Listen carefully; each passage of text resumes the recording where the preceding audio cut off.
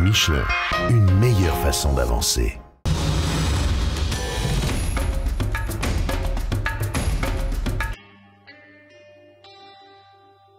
Une longue étape aujourd'hui pour cette 9e spéciale entre San Miguel de Tucumán et Cordoba en Argentine. 593 km de spéciale avec 259 km de liaison. La journée de repos a été un casse-tête, genre pas possible pour les organisateurs. Après les pluies diluviennes de samedi et la semi-neutralisation de la course, ils ont décidé de créditer les 3 premiers de la spéciale auto de leur temps et de conserver les écarts de vendredi pour les autres pilotes. Ainsi, Gerlin Chichrit remporte bel et bien sa victoire et Stéphane Peterencel conserve son leadership au classement général. L'étape du jour elle-même a été mouvementée jusqu'au kilomètre 423, il n'y avait aucun doute. Giniel de Villiers était parti pour s'imposer et largement même.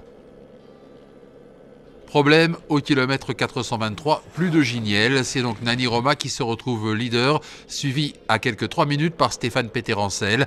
Pas de souci pour Peter puisque Roma était de toute façon à plus d'1 heure au général, de Villiers à 44 minutes et surtout que Nasser Al-Attiyah a galéré comme jamais, de nombreux arrêts pour le Qatari qui se retrouve une nouvelle fois stoppé d'ailleurs à 4 km de l'arrivée.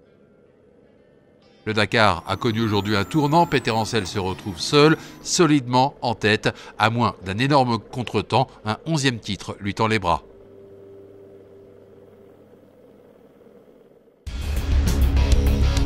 Chez les motos, du bouleversement dans cette étape qui a fait mal à David Casteux, victime d'un choc avec une vache. Bah oui, ce sont des choses qui arrivent. Le leader du classement général perd près d'une demi-heure, il souffre d'un traumatisme à l'épaule.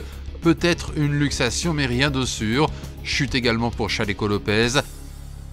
2 rescapés parmi les favoris, et pas des moindres puisqu'il s'agit tout simplement du tenant du titre, Cyril Després, et de Johan Barreda. Pas d'erreur pour Després qui avait du temps à rattraper sur Casteux et dont la blessure de son rival fait involontairement les affaires. Casteux qui après sa blessure connaît des problèmes mécaniques et est contraint de stopper pour réparer à une trentaine de kilomètres de l'arrivée. Et pour ajouter à la chance du tenant du titre, c'est une très mauvaise étape aussi pour Olivier Pain, ancien leader du général. À l'arrivée, Cyril Després remporte cette spéciale en 7h41 minutes et 36 secondes. Il devance de plus de 4 minutes Johan Barreda, puis Alessandro Botturi et à 7 minutes Ruben Faria, et c'est bien tout le problème. Au départ, Després comptait 13 minutes de retard sur Faria. C'est donc le Portugais qui prend la tête du général.